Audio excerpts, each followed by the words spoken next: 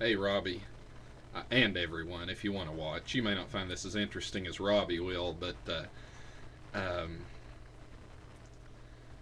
some more college memories. We'll categorize this as college memories, and I hope you guys don't mind my shirt. Let me just show you my shirt really quick, because I'm in a feminine mood today, I guess. So this is a different shirt than one of the previous videos.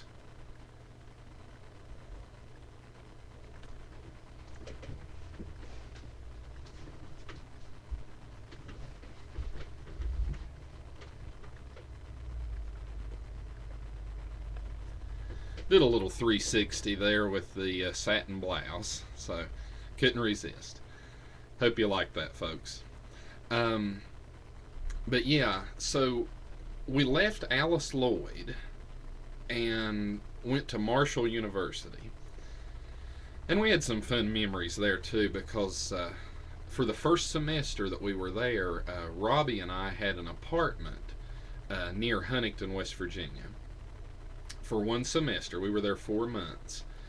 And it was fun. I mean, we didn't do any of the stuff that college kids do today or did even back then. Um, like I said, we were babes in the woods. But we had an apartment, and I can remember we had classes full time. Robbie worked at a full time job, and I did too.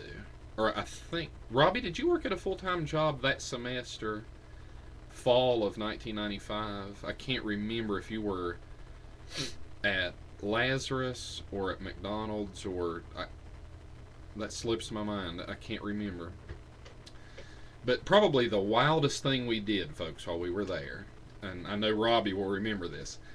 I worked at a 7-Eleven while I was in college, and I can remember wanting to try smoking a cigar. I thought it looks interesting on TV. I want to try this. So on one of our last nights in the apartment, we had come to the realization that Robbie was going to be moving out for some family obligations, and we knew that it was our last night at the apartment with both of us there. So I bought from somewhere that evening. I think I came home from work, and then Robbie and I drove out and bought a pack of Phillies Blunts cigars. Took them home with us, and we decided we were going to smoke them. And I think first we had a problem lighting them. We weren't sure. It's embarrassing to tell this. We weren't even sure how to light the things. We were just like, okay, now, do you just hold it out in midair and light the end of it and then start smoking it, or what do you do here? So I remember we tried different methods, and finally we got them lit because Robbie realized, he came to the epiphany before I did, that you sort of have to have the cigar in your mouth and you sort of have to be puffing on it and drawing in air to make it light and make it stay lit. I don't know if we ever got those things to light. I mean, I don't know if we ever were successful. I don't know if we ever really inhaled, for a Bill Clinton reference there. I don't know if we ever really inhaled, because I think we tried, and then when we would exhale expecting puffs of smoke to come out, there was nothing. And I asked him, do you feel any differently? And he was like, I don't know, do you? And I was like, no, not really. But it stunk the place up. It stunk the apartment up. I mean, you could smell it throughout the place, which wasn't really that bad of a thing because, segue here to another funny story, underneath our garage apartment where we stayed, underneath it was obviously a garage, duh. But the owner's elderly father would do work under there, and he smoked these smelly, stinky cigars. But you could smell those. When he was down there, we knew it because the smell would come up through the ventilation, and it stunk in that apartment. So we knew the landlord would have no complaints over our cigars because his dad did the same thing. The place already had a twinge of a smell of cigars. So anyway, Robbie and I had made an attempt at smoking cigars, and it wasn't all that successful. And I can remember we thought, well, how do we dispose of these? And I remember Robbie was like, well, you take them with you, because you can hide them in your luggage. And I was like, okay, all right, but I've got to keep them hidden, and I'm throwing them in the trash as soon as I get home. We were worried to death that my parents would find those. And here we are, folks. At the time this would have been happening, Robbie and I were 19 years old. So it's fully legal for us to do it. I mean, we weren't doing anything wrong. We were just worried that our parents would be disappointed if they found out that we smoked. It's so funny now in hindsight. But anyway, we disposed of the cigars, and that was that. But, gosh, I'm trying to think of anything else. We got the cigars under the apartment. It's like the people under the stairs. These were the cigars under the apartment. It's a different movie, the sequel. But we had one class together while we were at Marshall University. One class we had together in political science, which was my major and my bachelor's degree.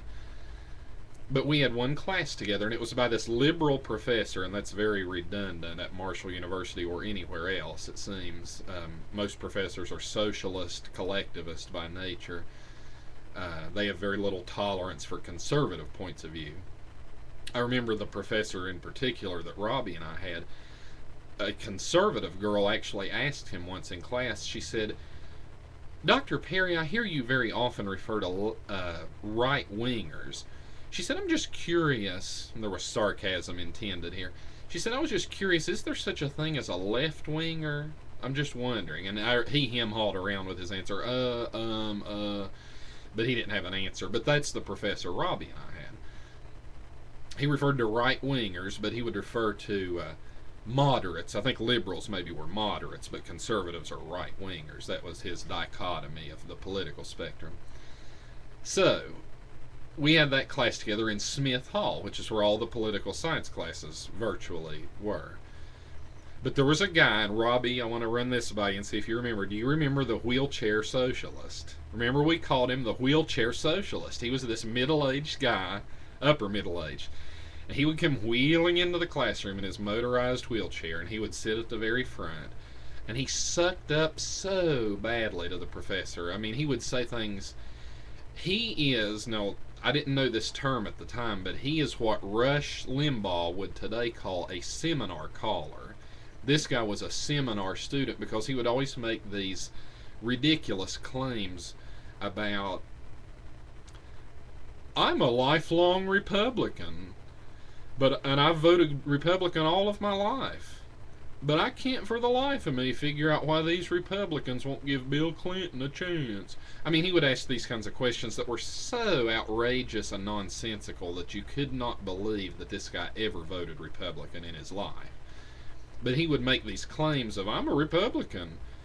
But it's like these people who call Rush and say, "Rush, I voted both times for Bush, and I voted for McCain last year, and I've always voted Republican, and I agree with you 99.99999% of the time, and I've listened to you ever since 1988, but," and then they go into this hate-filled liberal rant on his show, and he's identified them as seminar callers, that they're set up by the DNC or Acorn or any of these other left-wing groups to call his show and pretend, "I am a conservative, but I can't agree with you on this."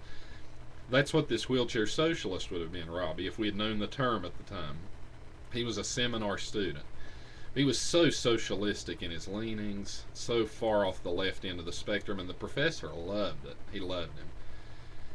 There was another student I had class with who later went on to be a mayor in Huntington, and he was a suck-up, a left-wing suck-up. He would ask these softball home run questions, sort of to the effect of, "Dr. Perry, why would a right-wing fascist like Jesse Helms oppose such a benevolent organization as the United Nations? How could anyone oppose the United Nations? It's bizarre to me." And he would act so naive, and the professor loved that. He just ate it up with a spoon. But I can see our time's running short here, so I'm going to go into a part 2 on this Marshall University video. We'll be right back. Don't go away, because we're going to talk about more naivete on the part of Robbie and me.